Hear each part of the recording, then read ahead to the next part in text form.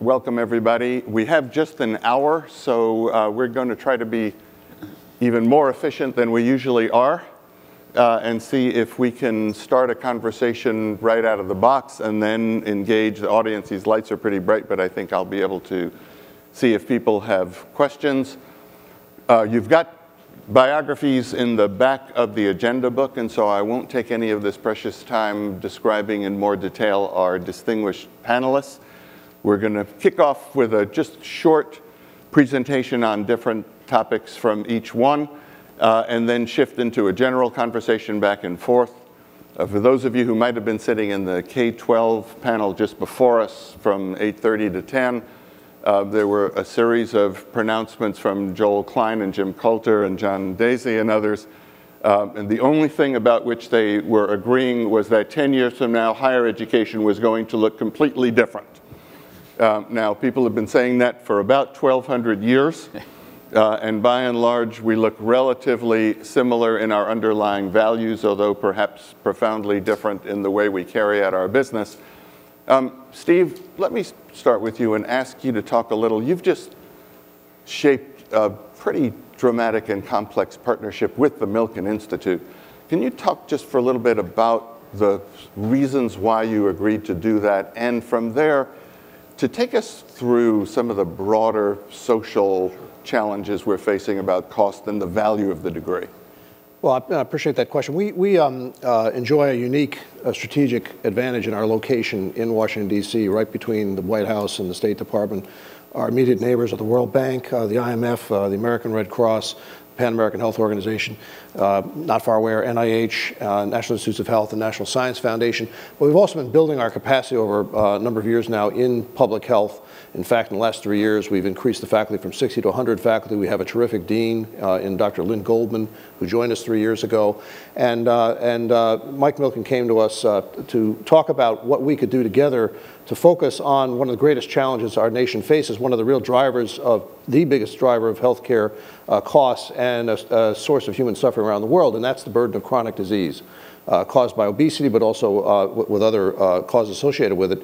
And the question was, could we together move the needle on that hugely challenging issue? And so a combined investment of from Mike Milken himself and from the Milken Institute and from Sumner Redstone will infuse resources into our School of Public Health that will, I think, enable us to convene expertise from around the country and around the world to focus on this very challenging disease situation. Now, I think what's important about this example is it's one of many examples one could cite in which universities are addressing some of the most complex challenges that face us, and they're doing that in a way that combine the talents and expertise of their faculty, their ability to convene discussions, their ability to pursue advanced research, and of course the energies and passions and talents of their students who also get engaged in this kind of activity. And it's a good example of the complexity of the roles that higher education plays in our society, where we're not only training the next generation of leaders, in this case in the field of public health and global health, we are also at the same time adding to knowledge, because we're a research university, but we're also trying to have an impact in addressing a real world challenge. And so we often talk about that as a tripartite mission of teaching, research, and service. And what it points to is how complex our mission is. Those missions are very profoundly intertwined, impossible to disentangle, and I think what's often not understood in public debates about higher education is that they are a source of cost. I mean, they actually make these expensive institutions. I think they're indispensable institutions. I think they contribute tremendously across all those dimensions, but they're also expensive, and so you hear a lot about these days about what it costs to have this very labor-intensive activity.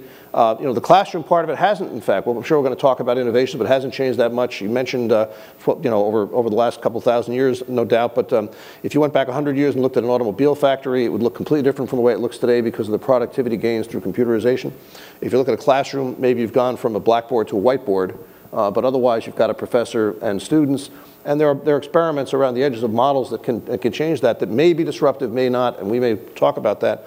But it is an expensive institution to operate because it has such a wide range of benefits that it provides because of the way it brings together teaching and research and service. And by the way, our students in the School of Public Health, which is now the Milken Institute School of Public Health, are going to benefit from that combination, and about $15 million of this $80 million investment, Milken investment in our school will be in scholarships and fellowships to support those students. Terrific. And I'm going to come back on the delivery system in just a bit.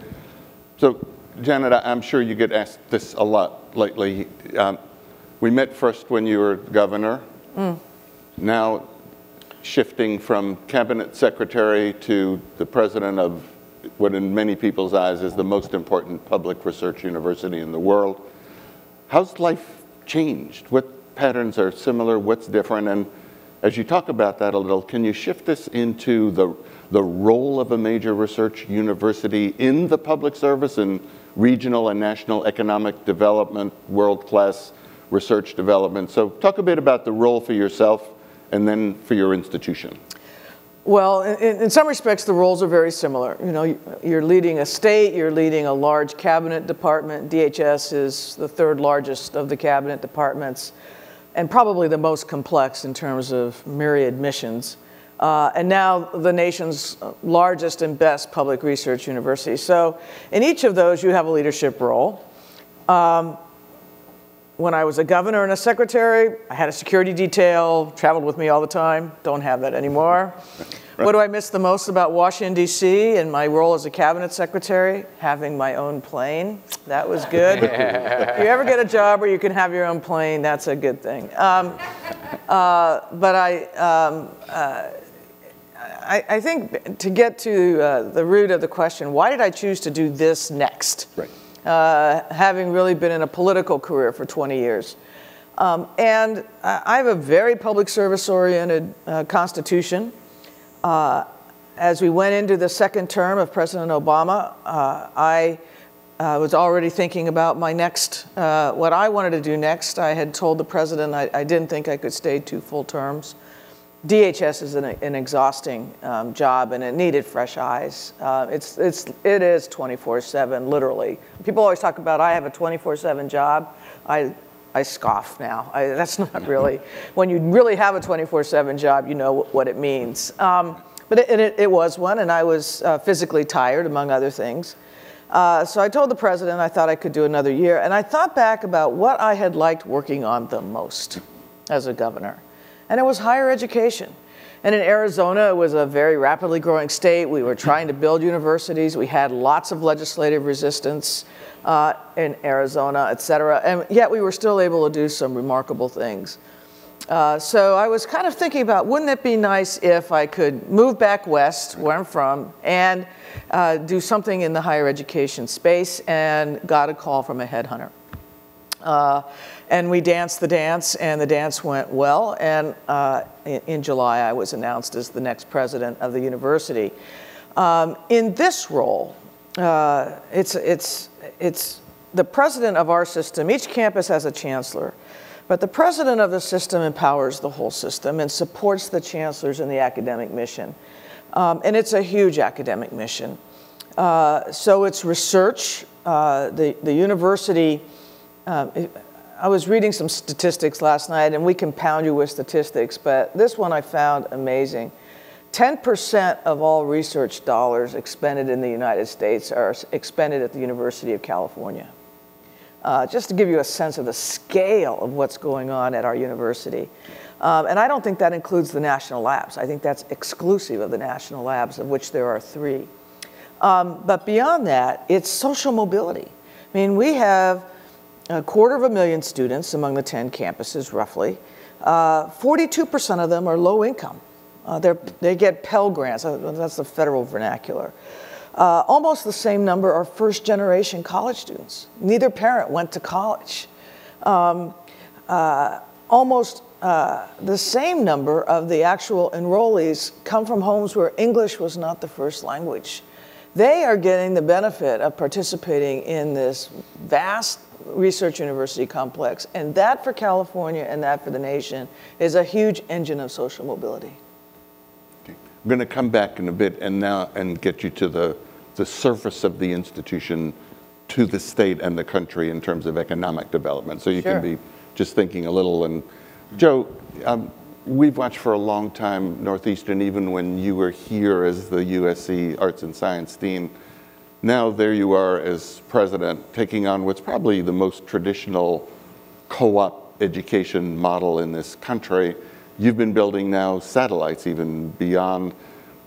Tell us about this merger of a very traditional mission with what you're seeing. What surprised you about the co-op model and what it means? Yeah, well, first of all, let me mention, going back to what you said, 10 years from now, higher education is going to change dramatically. We will not be there. So we will disappear, the presidents that you have here on this panel. I don't know whether, Janet, you want to stay more than 10 years, but I don't. You know, what surprised me about Northeastern when I joined Northeastern is the fact that it's a completely different model of learning, in the sense that the students integrate the classroom instruction with the world experience, which means that they go on long-term internships 2 times in general. And what is the advantage of that? The advantage of that is, first of all, it's a learning model, because you're integrating your classroom study with the world experience. Second, you get to know what works, what doesn't work for you, where you're what you're good at, what you're not good at, and what you like and what you don't like. From the employer perspective, it's the students have to apply, they have to be selected, and they are paid if they are working for profits. And for them, it's a pipeline for talent, and also it's a pipeline for creativity. For instance, we have many startups where they take systematically 4 students and launch that, because the students at this stage are fearless. So what have we done recently? We took it globally to 114 countries, and we have 3,000 employers worldwide, in for-profits and not-for-profits. And what's the outcome for the students? By the time they finish, they have jobs. I think we have a great job placement record.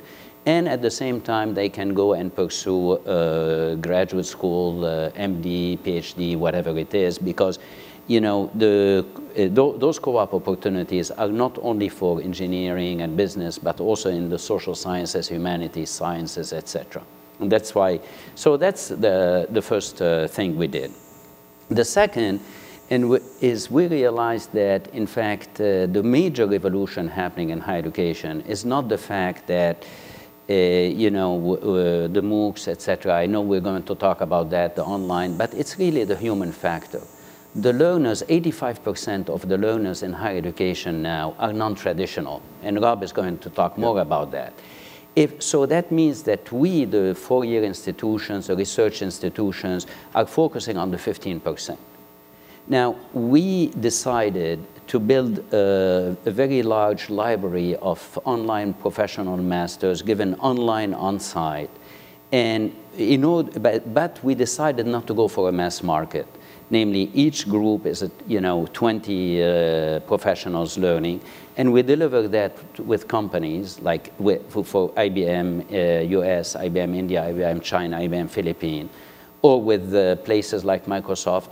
But also, we have delivered that. We delivered that in Charlotte, in Seattle, and we're opening 3 other satellites. It's only for professionals, only for those who want to advance, because we live in a period of enormous knowledge explosion, where there are new fields emerging, and they need this aspect, whether it's health informatics, biosimilars, obviously the cyber security, that the demand, etc. So when we move to a place, or when we don't export the same masters, we try to look at the masters that are needed in the region. And we work on, as I mentioned, not on a mass scale, only it's very small, very exclusive on purpose.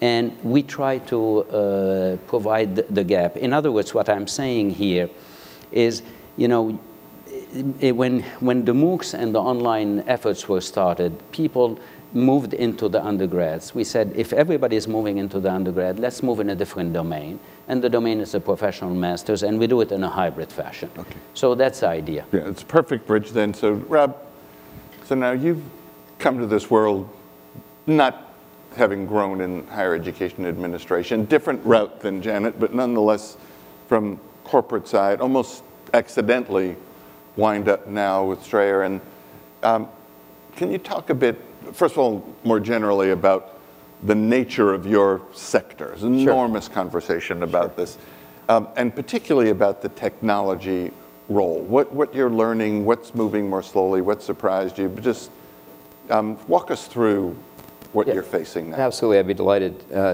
First, though, I was a little bit alarmed when Joe said that we weren't going to be here, that he had talked to my board of trustees and he knew something I didn't, but I think we're okay for a while anyway. So Strayer University does represent a different part of the educational community. We're very fortunate to have inherited a long track record of doing that. It's over 120 years old, but it's always been focused on working adults. So it's always been a non-traditional student in the way that vernacular is used now. I do think that Joe's right that the need for education and the incredible power that a bachelor's degree and a master's degree does provide has led more working adults to, as the economy's moved away from a manufacturing base and more towards a knowledge base, to decide that going back to school was an important thing to do. But it is a different segment. We don't have research. We don't do research. We're not a research institution. Our institution has always been focused on teaching. It is a requirement in order to be successful in the non-traditional area that you have very, very capable teachers. The question on technology, which I think is a very important one because it's obviously timely and there is a lot of discussion of disruption and things of that nature. We came to it really as a means of access, that for a working adult student, the ability to access the education to get to it is difficult because they don't have the time. They're not living in a dorm. They can't walk to a class. They've got jobs and spouses and other responsibilities. And so for 100 years, it was essentially a night school where people came after they finished their day. As online technology developed, and we teach computer science, so we were at a part of this early on in the mid-90s, several of our professors decided that was a way in which you could access the student. It creates great opportunities for access. There's also great challenges because what you find in teaching, and we've certainly seen this over the last 15 years, is you lose some of the face-to-face interaction, obviously. The technology has to get better and better at being able to replicate what a professor sees, the signals that a professor sees in a classroom as to whether the student is acquiring the learning outcomes or not. Because at its essence, the bottom line is that online technology is a facilitator. It's a different teaching medium, but at the end of the day, its success is based in the same way that a classroom is, which is on the assessment and the achievement of learning outcomes. And just the final point on it, to the issue of disruption, is most of the industries that have been significantly disrupted by technology have been able to take advantage of the scale of technology. And it's caused disintermediation. The ways in which material was transmitted could be accelerated and gone to great scale because of the advantage of technology. We're still at the edges of figuring out how you provide technology at scale and achieve learning outcomes. Right now, we actually teach with lower professor-to-student ratios online than we do in the classroom because of the difficulty that we see in terms of achieving some of those learning outcomes. Right, and we've had a lot of California conversation about, from the governor on down, about online, and I'm going to swing back. Steve, so Don Randall gave his credentials because of what I'm about to quote him saying. Right. So University of Chicago president, Andrew Mellon Foundation president, chair now of the American Academy of Arts and Science, heading off on this Lincoln project with Bob Bergeneau on the role of higher education and the private sector. Right. In the opening presentation says that 80% of all instruction delivered at colleges and universities now is not being delivered by tenure-track faculty, but instead by graduate students and adjuncts. When you walk around this conference, or people knew that I was moderating this panel, maybe more than any other question, particularly from people who have children or grandchildren in colleges, who's really teaching my students? What are they getting? What's the value?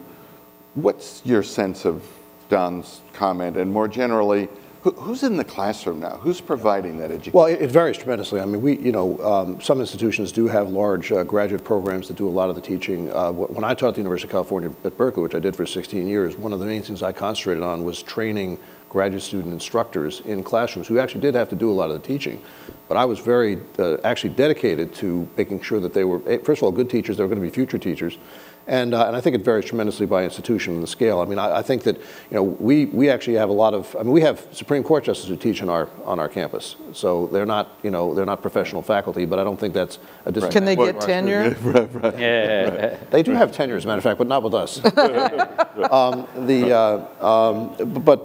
think that, there's so many different models, and I think what we're hearing already in this conversation is the heterogeneity of higher education is really one of the most striking features, particularly about U.S. higher education, but it really is a strength, I think, in our system. It doesn't mean we don't have challenges. There's a lot of interest right now in the fact that there aren't as many tenure-track positions, particularly in fields like mine, which is I was a humanities professor in English literature, so that many of students who are graduating, highly talented students graduating with doctoral degrees, are ending up in these adjunct positions, which are not tenure-track positions, and a lot of universities are wrestling with that. There are unionization movements afoot right now, and so I think that picture is going to continue to evolve and is going to continue to change. But it's of course being driven by the cost factor that we're all trying to get a handle on. And I just want to say that this I think is the challenge that every one of our institutions, whether they're community colleges, no matter what institution we're talking about, public universities, not-for-profit, private research universities like mine, are all wrestling with similar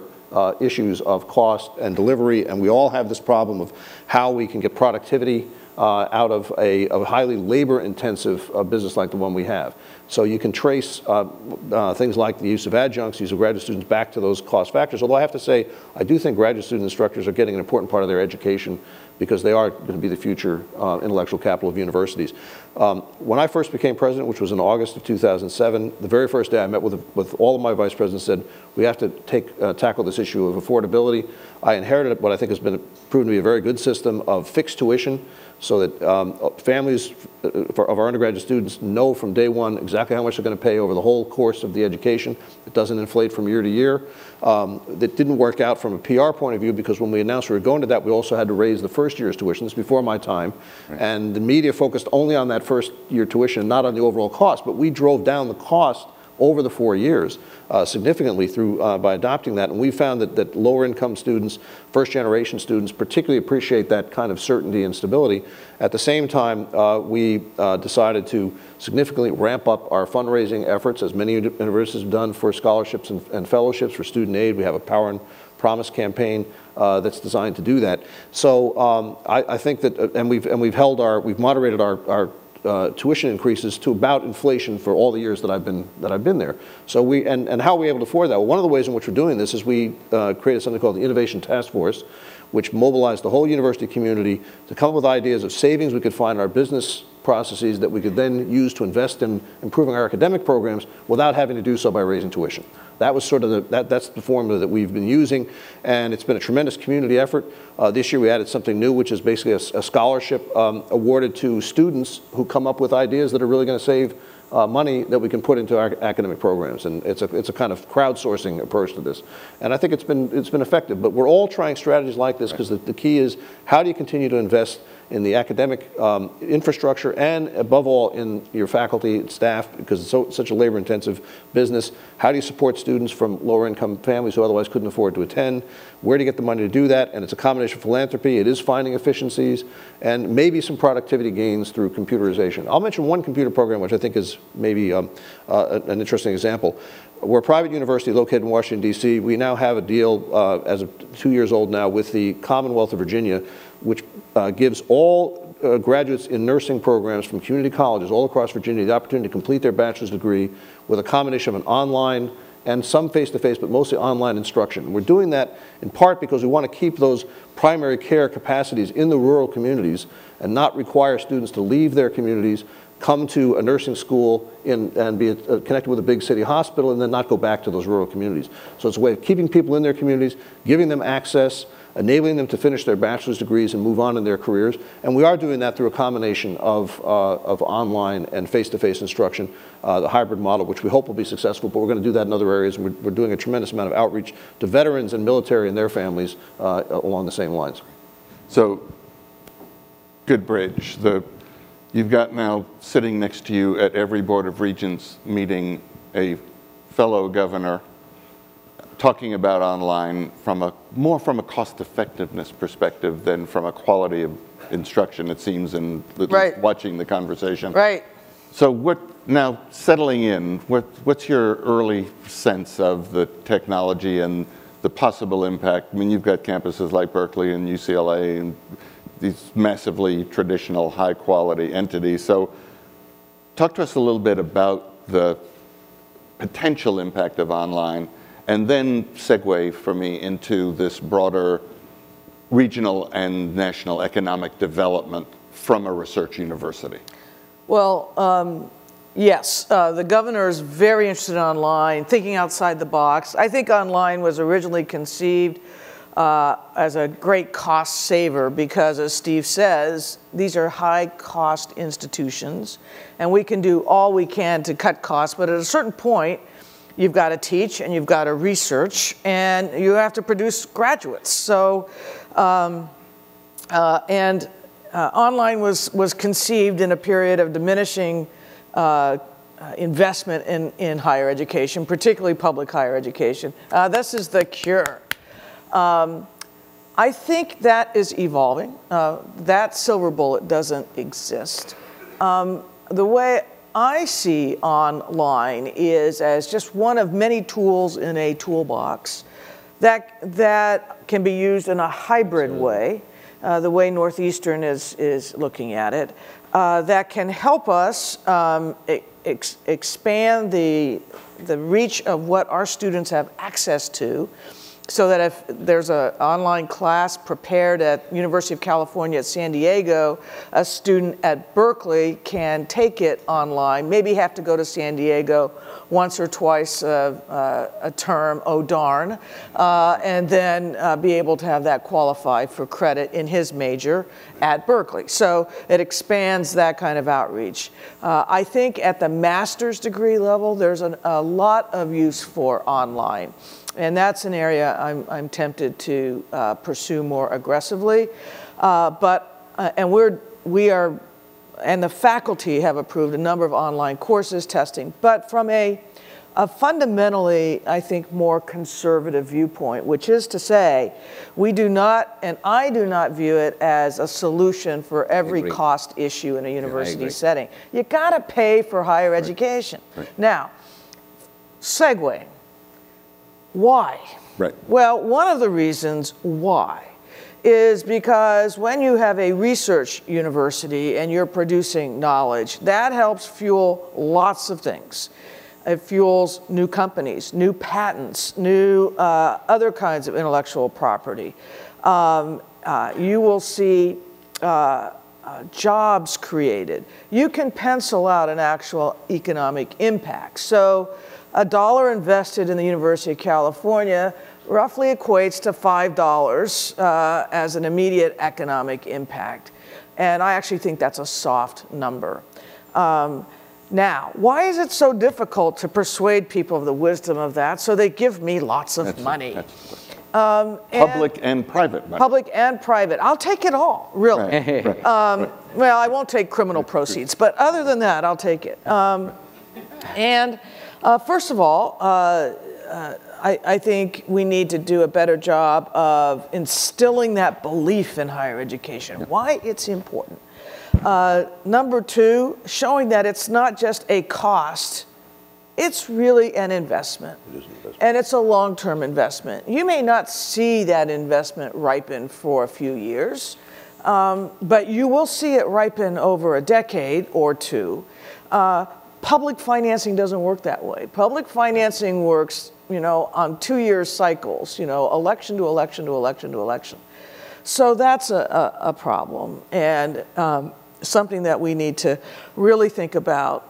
And then third, there has been, I think, a degradation of what is viewed by the public and political leadership as the value of basic research.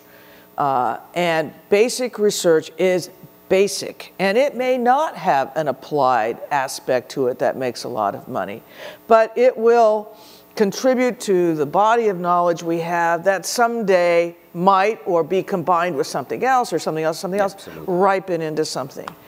Basic research is absolutely key for the United States if we want to retain our eminence in the world.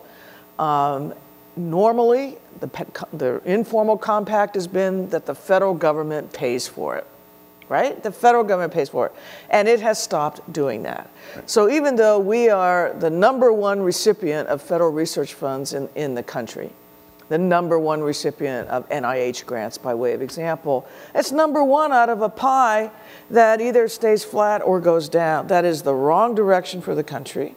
I will tell you, if we could get that reversed, the U.S. economy would be better off for it by lots. And how, since you've been on both sides of the table, how optimistic are you at this point about getting it reversed, that we can be more effective both in telling the story and in having the response we'd like to have? How?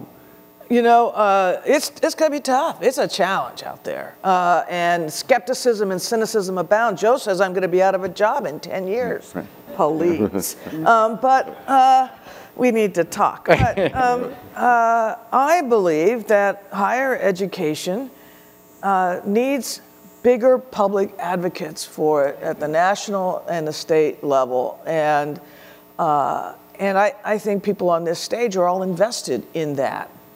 But we need that cudgel taken up. You know, the World Bank rankings are going to come out in the next day or two, and they are going to show that China is now the #1 economy in the world. It will have surpassed the United States much more quickly than had been predicted. Lots of reasons for that. I believe one of the reasons is the fact that we're not investing enough in higher education and basic research. And basic research, coincidentally, is done primarily in institutions of higher education. Mm-hmm. Joe, you were sort of nodding along. You wanted to jump in here? I agree. I always agree with Janet. I had the privilege of working with her on the Homeland Security team. So, and we had the opportunity to talk. Let me mention something about the impact of what's happening, because you wanted us to discuss the impact. I think the major impact that I mentioned earlier about the learners are non-traditional has to be accommodated. The other impact that I am seeing about higher education is that we essentially lived in a vertically integrated endeavor. We do research, we do teaching, namely knowledge transmission. We assess the knowledge that the students have, and we credential that. We are moving to a situation where you have a horizontal integration. What does it mean? It means that you have outfits focusing obviously on research that has been traditionally the case, and pure research, the national labs. But also now in terms of teaching, you have places that are saying, come and take our courses for a fee or for free, through the online or not. And they are doing only that. You have other outfits, and I worked I was chairing the American Council on Education, and when many of the discussions happened, and American Council on Education stepped up and stepped in and said, we are going to assess those courses. So the assessment now is done by a third party, and now so you are seeing some colleges that are saying to the students, it doesn't matter where you take your courses. We'll do the assessment and the credentialing. And finally, you also have places that are saying, like some employers that are saying, why do we care about credentialing? It's happening here, it's happening in other countries. So what has been vertically integrated now is being disaggregated. Now, there are profound implications for us, because in many ways, this bundled model now is not going to be necessarily what will carry most of the institutions. There are implications, enormous implications. For instance, an implication about research. What we have done over the years is we had built a model of a teacher-scholar. And that's going back to what Steve said. This model is expensive, but also this model has been effective. So if you have disruption that is coming at you and saying, look, we don't care, we are going to disaggregate this bundling, that has enormous implications on research, not on teaching only. So and you are seeing various, the third change that is happening is the fact that higher education, we all have spent a lot of time focusing on input measures.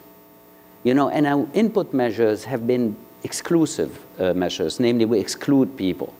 We brag at our university that we receive 50,000 applications for 2,800 seats. So what do? We exclude them, and I think each one of us here would say the same. I see the chancellor of UCLA, Gene would agree with that. So we all are most popular institution in the country. By way of application. That's why I mentioned him. And so if you look at it now, what's happening now is that there is a kind of focus also on output measures. What does it mean, output measures?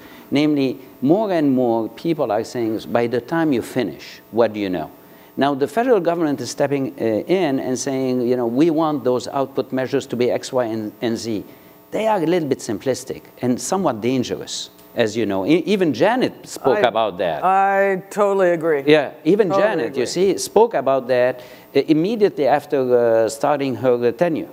So we have to be very careful in the sense that there is a disaggregation, there are enormous shifts, and we have to position ourselves. It's a great opportunity now for higher education to position itself as the disruptor and not the disrupted. So let's take exactly that example. We've got the President of the United States and the Secretary of Education talking about... Both of them I love. We stipulate on the record that we love both of them. Good. Let and the I'm record sure show. they love you. Yeah. Now, most times. The question is, they have relatively little in the way of toolbox leverage, other than, for example, the research money that you mentioned earlier, to affect higher education. One of the glories of that heterogeneous system you mentioned is that we're a decentralized system.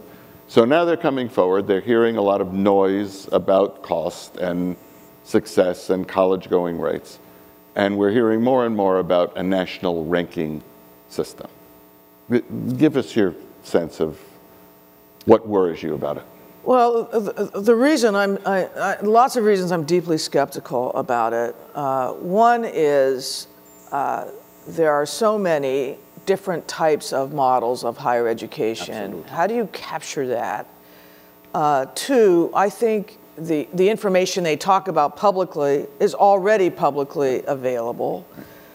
So I'm not sure how helpful it is. And three, I think if the Department of Education wants to get into the business of higher education, get into the business and work it on the budget side, not yet another set of data that's collated differently for which there's a rulemaking and a comment period, et cetera, et cetera, et cetera. Now, I do think there's interesting information. And I think, for example, how many students enter and graduate in, what's your possibility of graduating in 4 years, 5 years, or 6 years? I mean, I think that's an important piece of data. And I think there are institutions that would not fare well under that measure. It's already available. Why do they have to create? Yeah. If they want to put out a matrix, put out a matrix. Right. And if the data is not available from the institution, just put institution doesn't make available. Well, for anybody that's perusing data, they will know, well, okay, that's because they don't want to. I'd be proud to put ours up there. But having the Department of Ed get involved in these output measures at this late date with such a lack, kind of putting it out there as this is what we're doing in higher ed without any vetting or consultation, made me at the outset highly skeptical. And I must say, having now submitted extensive comments to what is proposed, now I'm skeptical that they're actually going to listen. Yeah.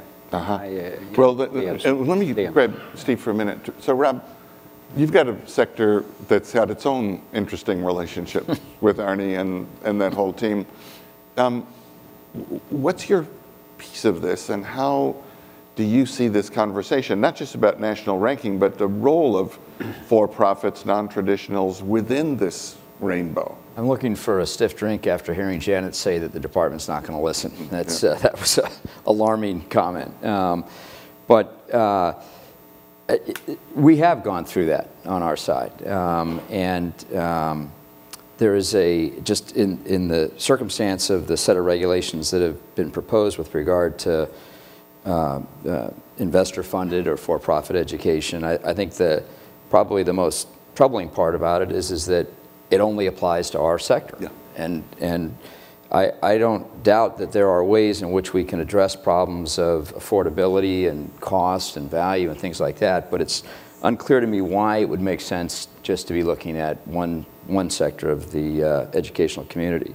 I also think by definition, if you've got a rule that's 845 pages to define 2 words, at some level complexity becomes almost dishonesty. It's just shameful employment. Well, and if the whole point of this was to help the unknowledgeable consumer make educated choices, right, there's nothing that's happening that really will that will educate that. Absolutely. Exactly right. Yeah. Now, in the department's defense, there is a issue with regard to student debt, and there's an issue with regard to the governance of institutions and whether or not the governing bodies of those institutions are sufficiently focused on academic outcomes versus some other financial or prestige or whatever other type of outcome that you want to go to. I think, though, that there are simpler ways to deal with that. And one of the things that I have suggested is that across all institutions, having the institution share in the risk of loss of a student loan through default is an appropriate way to deal with that. That will drive the incentive structures into some of the governing structures of these institutions to not make trade-offs that are not in the long-run interest of students. Getting a student into a post-secondary institution and not having that student succeed and graduate hurts the student, and it hurts the institution, and it hurts the taxpayer to the degree that a loan has been issued to that student that is unlikely to be paid. But I think that there are better ways to deal with it. In terms of the overall rankings, you know, our institution, and I think many of the other institutions in our sector, really aren't that focused on exclusivity. As a matter of fact, it's the exact opposite. You're trying to deal with an underserved population and provide more inclusivity. And so the idea that you would generate a lot of applications so as to then have a lower number that are enrolled in a fixed population and appear more exclusive is just sort of runs counter to how we think about that. The tougher thing for us is how do you establish up front for a student that doesn't have the same apparent learning aptitude. They didn't graduate at the top of their high school class, not the top 3rd, not the top 10th, but they've got a valid high school degree, and in our case, in the age of 35 or 40, have reached a ceiling in their career. That whether it's a certification or an actual cognitive ability that they haven't developed, they don't have it, and they need it in order to succeed in the economy. How do you determine up front whether that student is truly teachable, and are you going to have an opportunity for the student to succeed? Why do you need to determine up front? Because the problem is that throughout. Well, you definitely want to do it on the output. Throughout, not the output, but throughout. Why up front? Because there's 2 ways in our experience to achieve good learning outcomes. One is with the incoming aptitude of the student, and the other is the effectiveness of the teaching. We have found that there are students in their 30s and 40s. Now, this does not apply at the graduate level. I mean, the graduation rate, the success rate of our graduate students mirrors most graduate institutions. At the undergraduate level, what we found is that even with a valid high school degree, great high schools, that the ability to, in math and English specifically, if it's not established up front, the predictive chances of the student actually succeeding are quite low. So even though we consider ourselves an open access institution, we've instituted basically a diagnostic test on math and English. And if you do not score high enough on that, we won't let you enroll, we won't let you take a student loan. because the chances are below 20% statistically. That You give them remedial courses? We do that. We don't allow student loans against that, and they're priced much lower. But to be honest, we're not that great at it. I mean, that's really where I think we can have the most impact and over time.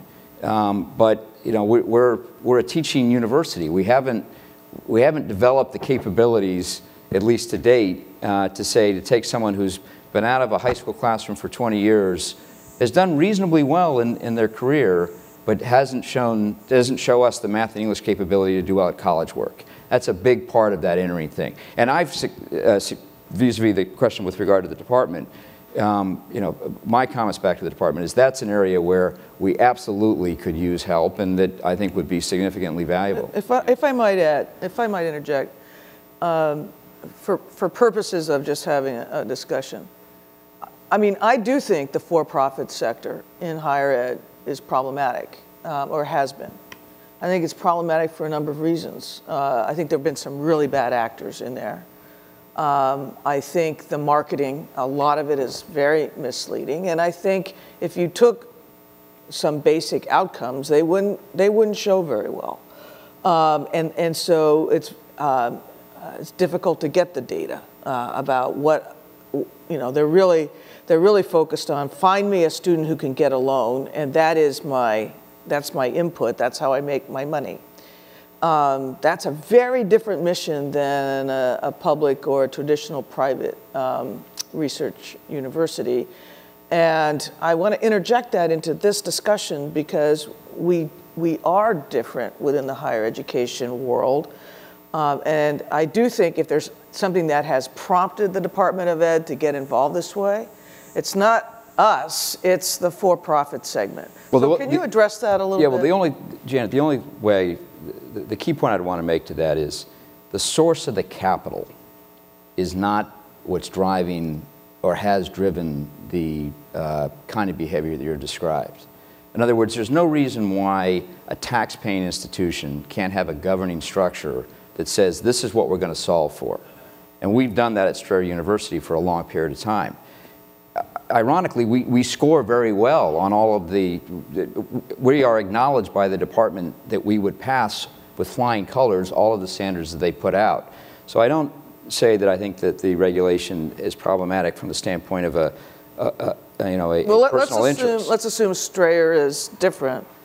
But would you agree with me that the reason the department is getting involved in this at all is because there have been problems in the for-profit sector?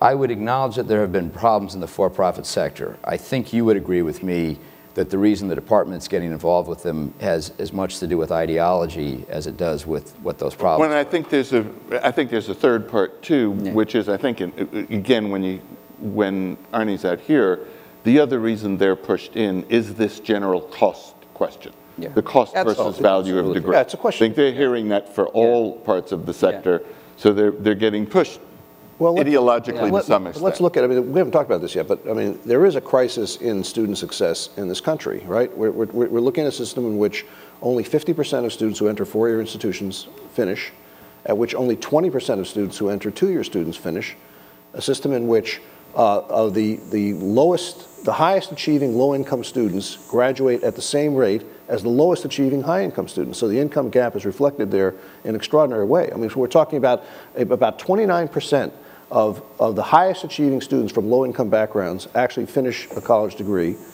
That's 30% in the case of the lowest achieving high-income students. So students are getting lost in the system here somewhere, and I think that is something we all need to take seriously. And it was the focus. Jen and I were both there for where this was discussed, I think, very actively at the White House summit that took place in January. So I think that's one of the. I think there is a perception we got a problem here. There is, of course, I think a slightly more artificial question is one of what kind of jobs you get when you graduate. And one of the things that worries me about, and I agree with everything Janet said about the problem with these the standards that have been proposed. If you really make that a measure, we know that's going to have unintended consequences of driving people out of certain professions. It's going to cause universities and colleges not to focus on certain majors, which aren't going to have an immediate return, but might have a long-range return. So we all worry about those things. But the other thing driving this is that all the current ranking systems the public is now focused on, like U.S. News, are all measures of input. None of them are measures of output. And they have a tremendously distorting effect. right? And in fact, they drive costs. If you are counting the number of classes with fewer than a certain number of students and making that a standard for a ranking, that's a driver of inefficiency. And I think we all experience that. Barry, I think that's a fair comment. Yeah, I think we cannot sit in higher education and say we don't like what the federal government is doing. It's not enough. We have to provide alternatives. Until now, we haven't coalesced on some alternatives. And, there are attempts, various organizations, associations in Washington are doing that, but now the ball is in our court. We don't like something. What do? Provide an alternative. And the alternative has to be much more refined, and it could be done. But we haven't done it. Yeah. So Well, we've not been very good at pulling the whole community together and getting, you talked earlier about getting the message out. Yeah. But part of the reason is we work in a world that's interested in distinction. We fragmented ourselves from this perspective. We don't have one response, one common response from higher education about those output measures that are very simplistic, as Janet said. But Barry, just the one thing I would say is that when you think about the nature of those output measures, that there are, some of them are self-evident. We know which institutions are graduating their students, and we know which institutions are actually, the students have a reasonable chance of success in their careers. The thing that I find troubling, I don't mean to go back to it, but since Janet raised it, is the idea that you would exclude a certain source of capital as opposed to figuring out how do you put the incentive structure in place, like a loss sharing on loan reserves, that causes, you want to catalyze capital flowing into education. No matter how successful you are as a fundraiser, you're not going to be able to create the kind of higher education system we want in this country if you exclude a source of capital, which most people here that come to this conference would want to invest in if they knew they could do it in a way in which you were solving for good learning outcomes. Because over the long term, if you don't have good learning outcomes, you're not going to have financial returns. It just won't work. So, Gene, since you've already been identified here, you want to jump in here? They've got microphones walking around. So I think somebody's got a mic. The light's pretty bright. So this is Gene Block, who is the UCLA chancellor, and therefore, in full disclosure, has his boss sitting up here on the stage. So, having said that, nonetheless, I mean, as you listen to this conversation, and here you've got this extraordinary local major public research university, come from being a chief academic officer. He's got him right here. Talk a bit about what this is sounding like to you and what you're struggling with. Well, I think, we do have an extraordinary problem. I mean, you can see it in California, you can see it in the graduation rates from our community colleges, the number of students who aren't going on to four-year degrees. So I think, we get a very different view at UCLA because we're very selective. Our students graduate, and whether our students come from poor families or wealthy families, they graduate at about the same rates and about the same amount of time. But that's not what's typical that's going on in California right now. So I think the issues you're discussing are extremely important. We have to figure out a way to increase completion rates and provide, more opportunities. Gene, can you just very briefly summarize why is it that at UCLA, when you look at these things that are problematic in other institutions, UCLA has been able to solve for graduation rate and the like, regardless of where the students come from? First part is, of course, selection at the beginning. We have 86,000 applications this year, and with 86,000 applications, you can actually pick a cohort of students who are remarkable.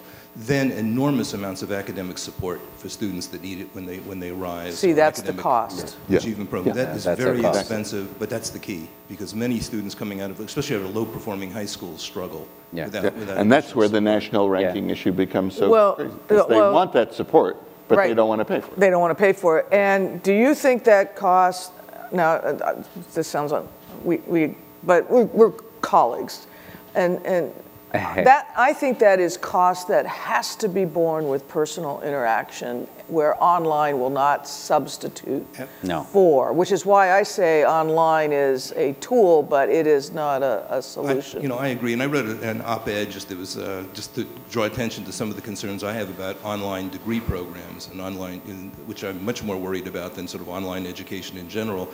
And my concern was that there's a danger of sort of reverse digital divide forming in this country. If students from lower income families get their degrees at home, essentially, whereas higher income families their children go to universities, they network, they work in labs, they get all the opportunities you get for in-residence education you can't get online. We want to make sure that that reverse digital divide doesn't actually form in this country. So online education is valuable, but one has to be careful that it doesn't continue to divide our population. Barry, let me ask Jean and Janet.